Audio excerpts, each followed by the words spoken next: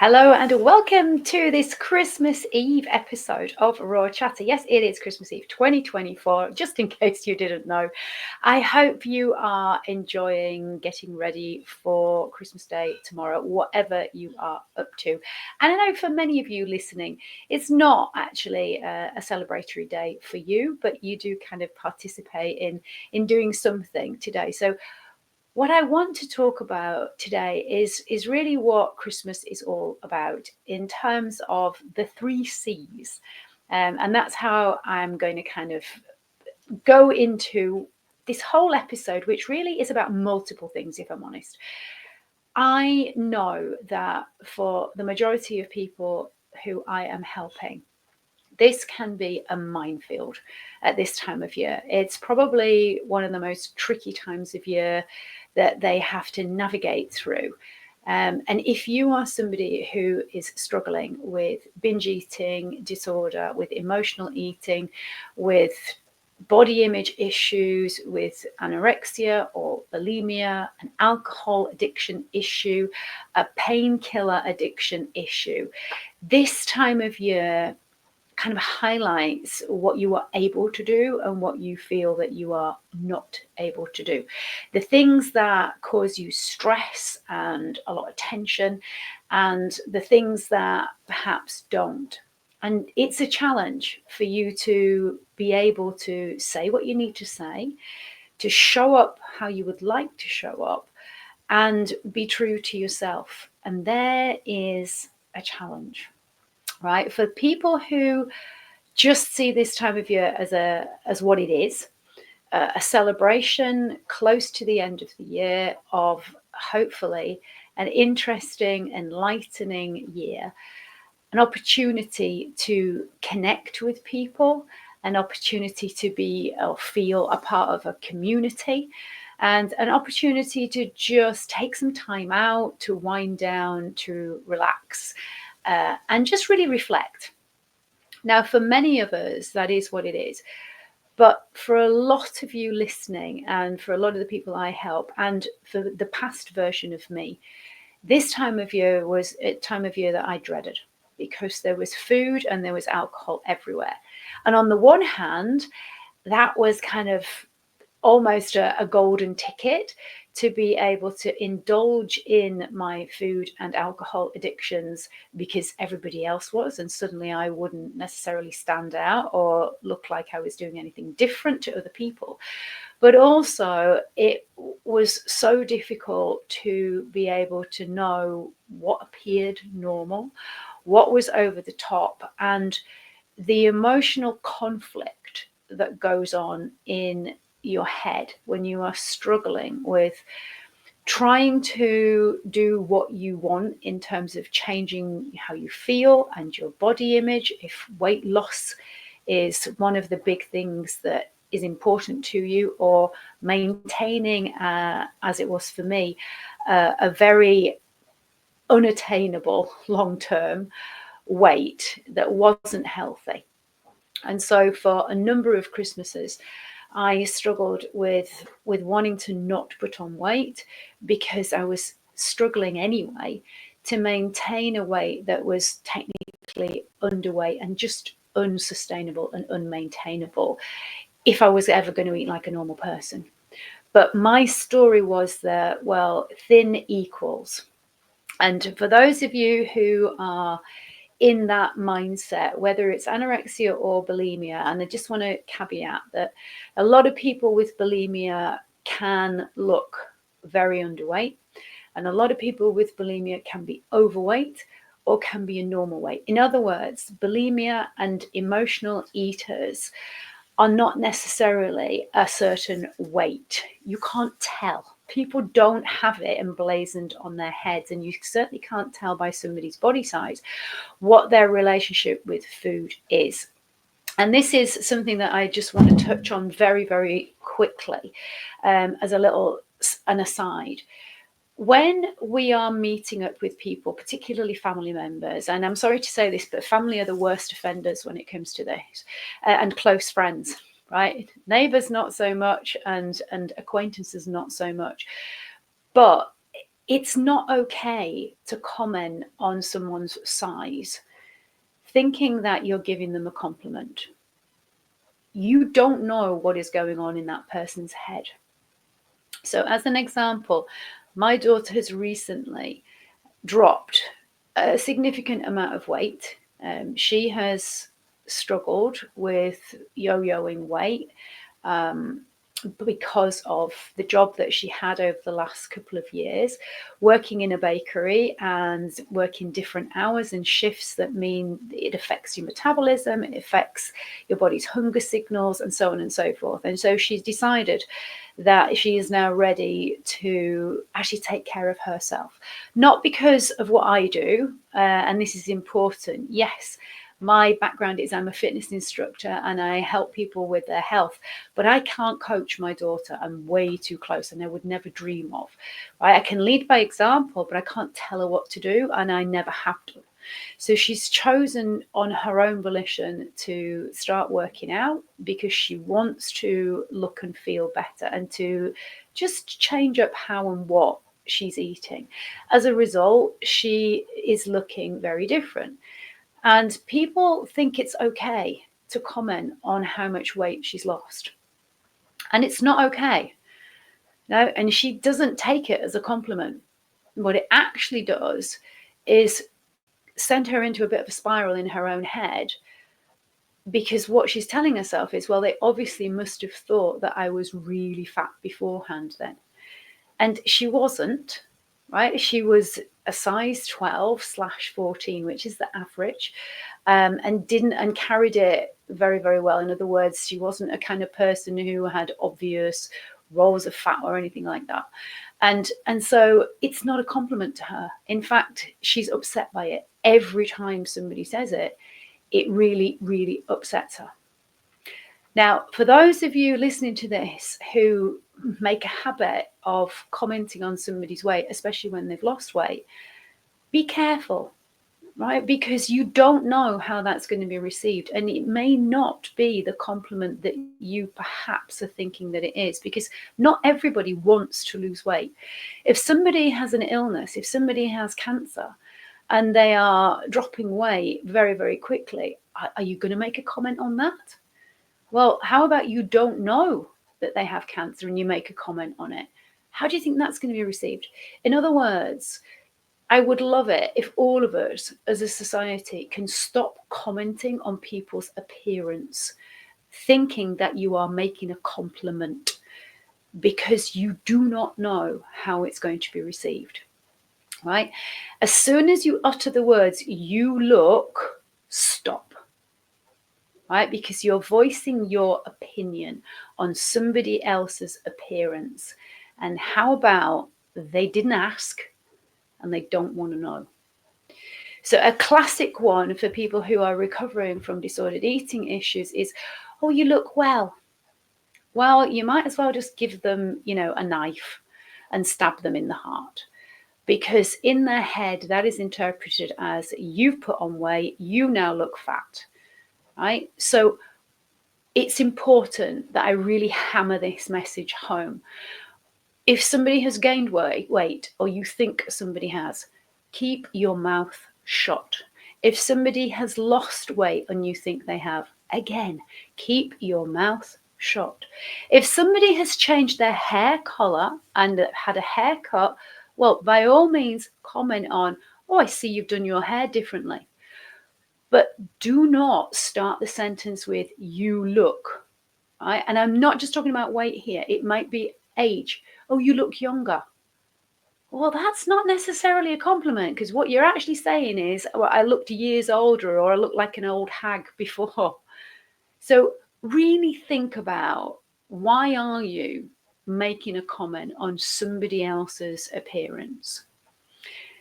And the other side of that is, would you like to think that people are making comments about your appearance and judging you all of the time? I hope not. So think about what you are saying to people. And this brings me on to one of the C's of Christmas that I want to cover. It's communication. Right? And it's a biggie. Okay, so I'm just going to mention what the other two are. I've already actually mentioned them, right? Compassion is one, and then the other one is connection. Okay, Christmas is about connection, compassion, and communication.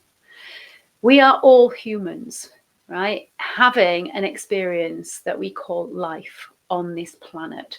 And we all have different backgrounds. We come from different cultures. We have different values, and we all have different ways of seeing things.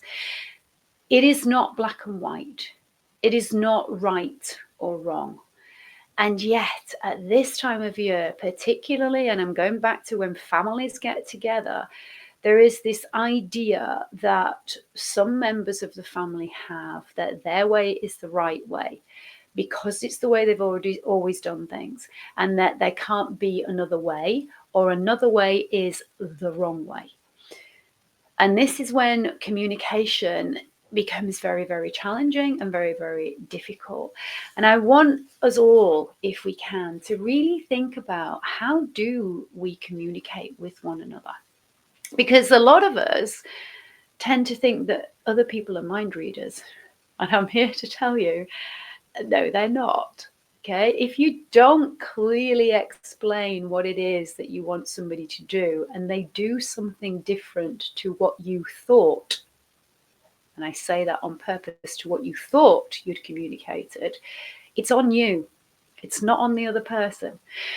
So don't blame them for not understanding your poorly communicated instructions or requests. Now, this happens a lot.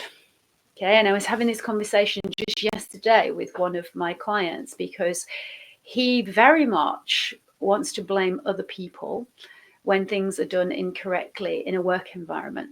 And what I've invited him to look at is how clearly are you, as the leader, explaining in finite detail exactly what you want the person to do, and how well are you checking in with them that they are understanding and they are on the same page as you. Because it's very easy for somebody to just say, yeah, no, got it, I understand. But unless you follow that up with, do you want to just then tell me how you're going to go about it? You don't know if they actually have gotten exactly what you wanted them to do. They may have an interpretation of it. They may have their viewpoint of what you have said. But if you're not on the same page, they're going to do it their way, and you're going to expect them to do it the way that you thought you'd explained. And therein lies the problem. So it hasn't been done wrong. It's just that the communication was poor. Now, I see this in families all of the time, especially when you live in the same household. There's an assumption that people know what you mean without you saying it clearly. And that sentence, well, he knew what I meant. Well, obviously not. Otherwise, the thing would have been done the way that you wanted it to be done. So don't make assumptions and don't be a mind reader. Start to actually clearly say what it is that you are wanting people to do if it is a request that you are making. Yeah, because it will save a lot of upset. It will save a lot of misunderstandings. And let's face it, the majority of arguments, particularly in families, are either because of misunderstandings, miscommunication, or because one or two people in particular believe that the world runs on black and white and either or and good or bad. And it doesn't. Newsflash, in case you didn't know, it doesn't. Right? It runs on a lot of grey. Right? There's these two ends of a pendulum, right? And there might be black and white here, but there's a whole continuum all the way through, right? Where black becomes white, and it does, for those of you who know anything about light and colors and all of that kind of stuff. Yeah. So the same when it comes to you thinking that other people think like you. No, they don't. Don't be so arrogant as to think everybody thinks like you do. We've all got different brains. I now work with a lot of people who, when I first started working with them, didn't recognize that they had a neurodiverse brain. And a lot of people with addiction issues do. That is not to say everybody who is neurodiverse is going to be an addict, nor is it to say that everybody who is an addict is neurodiverse. And when I say an addict, it's a very, and I'm coming out with it as an automatic term, even though I don't like using it. It's to get a message across that you will understand. When I'm talking about an addict in this sense of the word, somebody who has addictive habits that they are trying to stop but find it really, really hard to. And when we have this idea that other people think like us, we've got a problem. Because a lot of addictive patterns and behaviors come from a sense of low self-worth, not good enoughness, I don't deserve. And if your thinking is on those lines, then often what goes hand in hand with that kind of thinking is extraordinarily extreme and harsh self-criticism.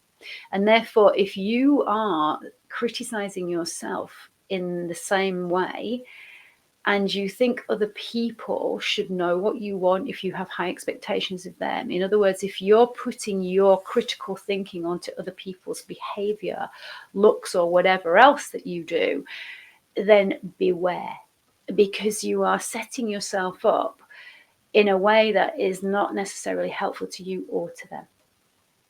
If you think that other people know exactly what you think and what you mean, then we have a problem. Because you have to recognize that the only way people are genuinely really going to understand what you think and what you mean is for you to communicate it clearly. Now, that doesn't mean that you are rude. It doesn't mean that you are blunt, but it does mean that you make it very clear what it is that you're trying to explain. Oftentimes, the best way to do that is to use metaphors or analogies, right? When you use an analogy for something, people often connect with that much, much better. So if you think that the other person hasn't got what you're saying, you use an analogy that perhaps they have an interest in. So what do I mean by that? Well, the other day I was using an analogy of driving a sports car as opposed to driving a little runabout Mini, right? In terms of how somebody's brain is working. Why? Because I know this person likes cars. So it just helps them to really kind of twig what it is that you're trying to explain. So analogies are really good. Metaphors are really good. Or tell a story. Okay, because so oftentimes you can communicate much more clearly through an example of a story. Communication over Christmas is probably the biggest cause of arguments across the board. So I want you to really think about, what are you saying? When are you saying it? And why are you saying it? Because oftentimes we don't need to say what we want to say.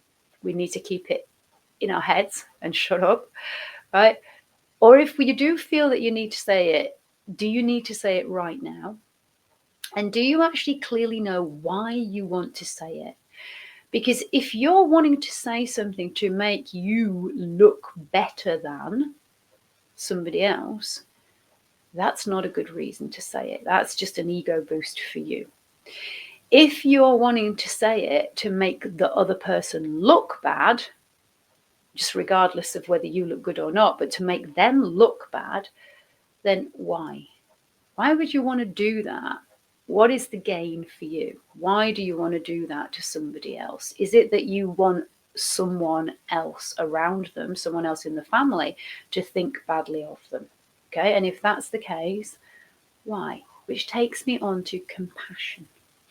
Compassion is crucial over Christmas. We don't have to agree with people. Everybody is going to have different opinions about things. We all know this. I've used this analogy before. We all went to see, every single person listened to this, if we all sat in the cinema and watched a film, every single one of us would come away with a different interpretation of it. And some people would be adamant that certain things happened in a specific order, whether they did or not. They will be adamant that they are, and other people will be equally as adamant that that wasn't the case. Some people will have a very specific, clear message that they got from the film, and others won't. Some people will have parts of the film that really resonated with them, that they can identify with. And for other people, it's just passed them by. They didn't even notice that bit. My point is, we're all different, right? And therefore, we need to be empathetic and compassionate. And that means understanding other people's point of view. It just means being kind to one another as a human. Why go out of your way to be nasty? Why go out of your way to be cruel? No, I'm not even going to touch on narcissism. We know why they do it, because it helps them to feel better than. It gives them the boost of self-worth that they need. It gives them their fuel. But the majority of us, for the sake of 2 or 3 days of being around family and friends, let's just learn compassion. I don't know, for those of you who are listening, if you read any of Mel Robbins' work, or if you have read any of her books or listened to any of her podcasts or heard her being a guest on other people's podcasts, but her latest book is Let Them. And it's such a great couple of words to take on board.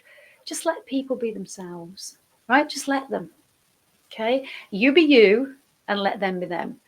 And just have compassion for the fact that we all are going to see things differently. Thank goodness, right? Because if everybody in the planet saw everything in the same way, it would be disaster. We wouldn't survive, right? Thankfully, we don't, because we do have people with brains that work differently. We have people with autism. We have people with other neurodiverse issues like ADHD and other things. And great, because we wouldn't have the inventions that we have. We wouldn't have evolved as humans in the way that we have if we didn't have all of those people who think in very, very different ways. Hurrah. So enjoy the fact that we are different, and also enjoy the fact that we can all still get on well together, having different ideas and different viewpoints and different opinions. That's what makes the world interesting. That's what makes people interesting. So have compassion when you are out and about, because you don't know what is going on for people. Genuinely, you don't know what's happening in their head. You don't know what's happening behind closed doors in their lives or at work, or the worries or concerns that they may have about their health, for example. So please don't jump to judgment. Please don't jump to conclusions. Don't mind read. Don't think that you know better, but be compassionate. And then the last thing is connection, right? Being together rather than resenting the fact that you've got to go to Auntie Margaret's and see all of the cousins and spend, half a day or 6 hours or whatever it is in that environment. Okay, just think about connection. We humans would not survive on this planet without connecting to other humans. It's how we are still here. We know that connection is the opposite of addiction. So many people are addicted to substances, to painkillers, to food, to people pleasing, to negative thinking, to worry, to anxiety. And yes, those are addictive things. We're also addicted to staying in those thought patterns. And that's because we're very disconnected. Right? Social media, as we all know, was supposed to be a way of connecting the world to one another. And yet, you only need to look around you when you go out to a restaurant and you see all of the people with their heads like this in the phone, often not even acknowledging the waiting staff when they come around to take a drinks order, often not even looking at the menu yet, and just treating the person who is trying to give them a restaurant experience basically with condescension, that they're somehow interrupting their time on this amazing connective device that is actually not allowing them to connect with the human who is trying to help them to have a great experience going out for a meal. It's sad in its irony as to how disconnected people are. And so if you are connecting with family members who you haven't seen for a while, or friends, please be fully present. Please connect, because humans are designed to be together. So many people are struggling with loneliness. So many people are introverted, or they go internal, and they think that by keeping stuff to themselves, by keeping themselves to themselves, they're going to be safe. No, you're more likely to have more health issues. You're more likely to die younger the more you don't help yourself to connect with others. Now, I know in today's world that's not easy, especially as a young person. There aren't the opportunities now like there were when I was younger to go out and meet people of your own age, or unfortunately, then the old methods are still available, which is to go to a nightclub or to go to a bar where often alcohol is the thing that allows you to let your guard down, feel a bit more sociable and feel more able to connect. But for those of us who then find that the only way we can be sociable, the only way we can be ourselves and let our guard down is through a little bit of alcohol first, that can be a problem, because often we're not actually our true selves when we're under the influence, whether it's alcohol, whether it's drugs, whatever it is. Recognizing that we turn to external stuff to help us to feel more confident, to help us to learn to socialize and connect, is not a healthy and sensible long-term way of doing things. And the chances are we'll make poor decisions and we won't actually be able to pick up on some of the social cues that should be kind of red flags that might say, hey, this person's perhaps not somebody you want to be spending a lot of time with because they're potentially not very good for you. So I'm imploring you this Christmas to be really conscious, and that's yes, another C, on purpose, right? Be conscious and get curious. 2 more C's. Because if you can be curious about what you're thinking, what you're feeling, if you can allow yourself to make the effort to be compassionate, to be really clear in your communication, and to focus on that human to human connection and just enjoying this time of year that we call Christmas, then you will be doing yourself and your family members and your friends a big, big service. Because when you are compassionate, when you are kind, when you are connected, and when you communicate well, guess what? You have a better experience. You feel better about yourself. And ultimately, isn't that what we all want? To feel good about who we are, the people that we're with, and the life that we are living, even if it's just for a day. So on that note, folks, if you are struggling with food issues, with drug issues, with any kind of gambling or emotional eating, body image issues, whether it's restriction, whether it's using food as a punishment or exercise as a punishment for having dessert, whether it's you wallowing in self-disgust and shame and guilt that you've eaten like a normal person because you pride yourself on having iron willpower and restriction, I'm going to invite you to use this holiday time to give yourself the opportunity to do things differently. I coined a phrase last year, do it differently, in December. And I really want to stick to that, because December is the last month of the year. And when you look back on the year that you have had and ask yourself, was it a great year? Was it my best year so far? Are you going to be able to say yes? Or is the answer going to be actually no? Because I genuinely believe that every single year should be better than the last year. If we can just strive to get better and better, just by 1%, thanks to James Clear and his book, for those of you who've read it, just by 1%, then we're on the right track to being able to thrive in our health, in our wealth, in our selves. And that ultimately, I believe, is what this human experience is all about. I do believe that we are here to explore, to get curious, to be compassionate, to be interested and to be interesting, to be kind to each other, to connect, to create communities. And Christmas is a fantastic time of year to do that. But if you are struggling, and you have decided that, do you know what? I don't want 2025 to be more of what I had in 2024. This is an invitation to you to reach out to me. You can DM me on Facebook Messenger, you can WhatsApp me, you can go onto my website, my number is on there, and you can also book a call through my website, which is just vickymidwood.com, dead simple. You can find me on Instagram, it's Vicky_GoFigureCoaching, and of course you can find me on my favorite platform, which is LinkedIn, and I am on there, of course, as Vicky Midwood. Guys, you don't have to struggle alone. And one thing that I am going to tell you is, if you are in your first Christmas being drug and alcohol free, eating disorder free, maybe this is the first Christmas that you have decided you're going to eat like a normal person and you're in the early stages of recovery, I just want to leave you with this. You can do it. You are doing the right thing. You do deserve to feel fantastic. You will find that it is a challenge, but you can get through it.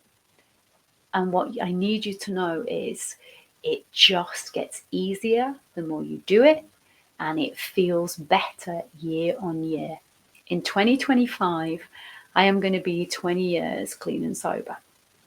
I never, ever thought on that very first day that I went into an anonymous meeting and stood up and said those words, "My name's Vicky and I am." I never thought that I would be one of those people who would say I am 20 years. And yet here we are. The first two, I genuinely believe, are challenging, are interesting.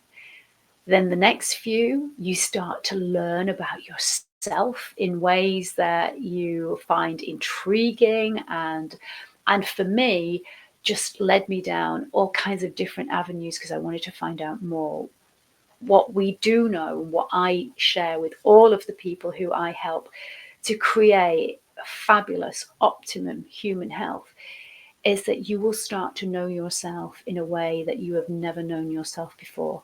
And that means that you can then actually find out what true alignment means, what actually it means to listen to your gut and follow your intuition. When you finally let go of worrying about what other people think of you, when you stop the people pleasing and you allow yourself to know that failure is just feedback and it's how we grow. When you let go of fixed mindset, everything feels so much more exciting and so much more fun. And it does get better year on year. And on that note, make this Christmas the best one that you've had. Why not? Right? It's my invitation to you to see it as an experiment and discover just how well you can communicate, connect, and stay compassionate. Happy Christmas, folks. Thank you for listening. As always, I'm going to leave you with my famous quote: "We only have one life as far as we know, and one body. Please look after it, because it is looking after you." And I will see you very soon. Bye-bye.